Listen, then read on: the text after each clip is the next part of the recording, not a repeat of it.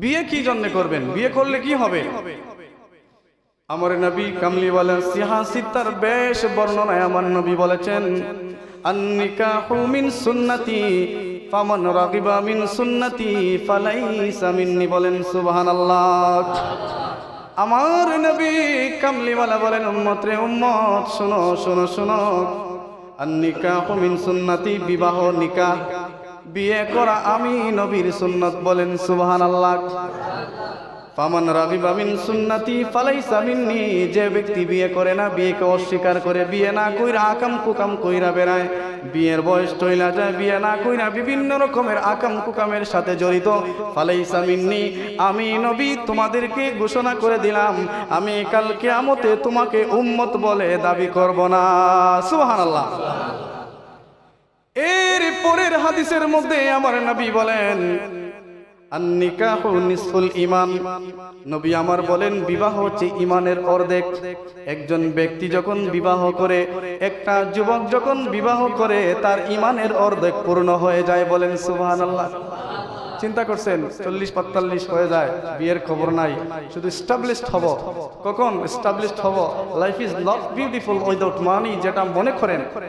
আমি মনে করি যে আপনি সঠিক সিদ্ধান্তের মধ্যে নাই, আপনি ভালো করে রিয়েলাইজ করেন নাই যে এস্টাবলিশড হলে বিয়ে করবেন। এস্টাবলিশড হইতে হইতে আপনি চুলদারি পেকে যাবে, দেখবেন 45 বছরে বিয়ে করছেন, 60 বছর হয়েছে মারা গেছেন, একটা যুবতী মেয়েকে বিধবা করে গেছেন। ঠিক কিনা বলেন? এরপরে আমার নবী বলেন যে বিবাহ এমন একটা সুন্নত যে বিবাহ করলে আমার উম্মতের ঈমানের অর্ধেক পূর্ণ হয়ে যায়। এরপরে আমার নবী বলেন, বিবাহ করলে ফায়দা কি? শাওয়াল মাস এসেছে, বিবাহ করতে পারেন, অসুবিধা নাই।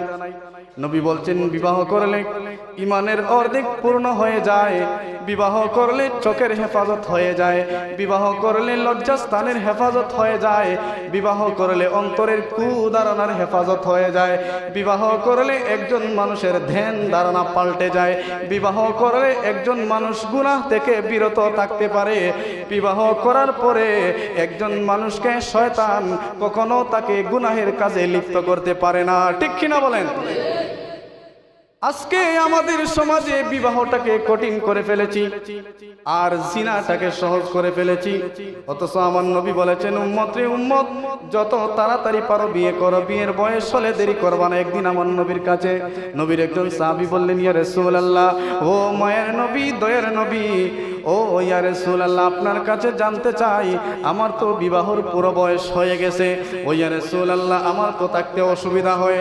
আমার নবী বলেন, সাহাবী শুনো শুনো শুনো, তোমার যদি সামর্থ্য থাকে তাহলে তুমি বিবাহ করো। ওই সাহাবীকে বললেন, তুমি যদি বিবাহ করো, তোমার স্ত্রীর ভরণ পোষণের দায়িত্ব কি তুমি নিতে পারবা? সাহাবী বলেন, ইয়া রাসূলুল্লাহ, আমি তো কোনো কাম কাজ করি না। আমার নবী বললেন, তাহলে তোমার জন্য এখন বিবাহ নয়, তোমার জন্য এখন শুধু সিয়াম। বলেন সুবহানাল্লাহ। চিন্তা করছেন, বলছেন তুমি কি স্ত্রীর ভরণ পোষণ করতে পারবা? সাহাবী বলে, ইয়া রাসূলুল্লাহ, আমি তো কোনো কাম কাজ করি না, আমি তো আকামলা, আমি তো বেকার, আমি তো বাপের হোটেলে খাই আর সারাদিন ঘুরাই আর মানুষের আজাইরা কাম কাজ নষ্ট করি। ঠিক কিনা বলে? নবী বলেন, তুমি সিয়াম পালন করবা, সিয়াম পালন করলে তোমার যে বিবাহের শখ উঠে ওই শখটা মরে যাবে, কারণ এই সিয়ামের মাধ্যমে আল্লাহ তোমাকে সংযম দিয়া দিবেন। বলেন সুবহানাল্লাহ। বললাম বিবাহের ইমানি ইসলামিক কিছু গুণ। এখন আসুন ডাক্তারি কিছু ফর্মুলা। একজন মানুষ যদি বিয়ে করে ফেলে, বিয়ে করার পরে wonder of modern science America ইউকের বিভিন্ন ইউনিভার্সিটির লেকচারার তারা রিসার্চ করে বলেছেন যে একজন মানুষ সঠিক সময়ে যদি বিয়ে করে তাহলে তার স্ট্রোক হবে না। সুবহানাল্লাহ। দেখবেন একটা স্ট্রোক অনেক পুরুষের হয়, তারা অনেক সময় মোটিভেশনাল ভিডিও দেখে, আজে বাজে আলতু ফালতু ভিডিও দেখে, ছেলে মেয়ে দেখার পরে বেশ দেখতে দেখতে দেখতে দেখে তার মনের মধ্যে শয়তানে অতিরিক্ত খায়েশ জন্ম দেওয়ার পরে তখন দেখা যায় ওই ছেলেটা স্ট্রোক করেছে।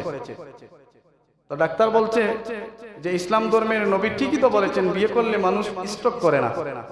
তারপরে বলছে 2 নম্বর, বিয়ে করার পরে মানুষ হার্ট অ্যাটাক করে না। কেন করে না? যে তার রক্ত সঞ্চালন সঠিক থাকে।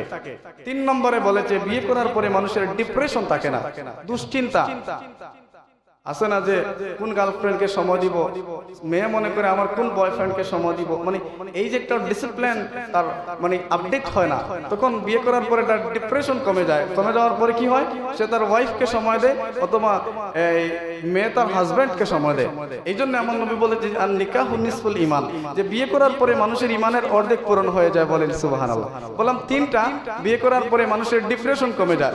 4 নাম্বার, বিয়ে করার পরে একটা ছেলে যদি সে আগা ছোলা থাকে, তার চলাফেরার কোনো এদিক সেদিক নাই, বিয়ে করার পরে দেখবেন বউ তারে মোটামুটি একটা সাইজ করে ফেলে, ঠিক কিনা বলেন?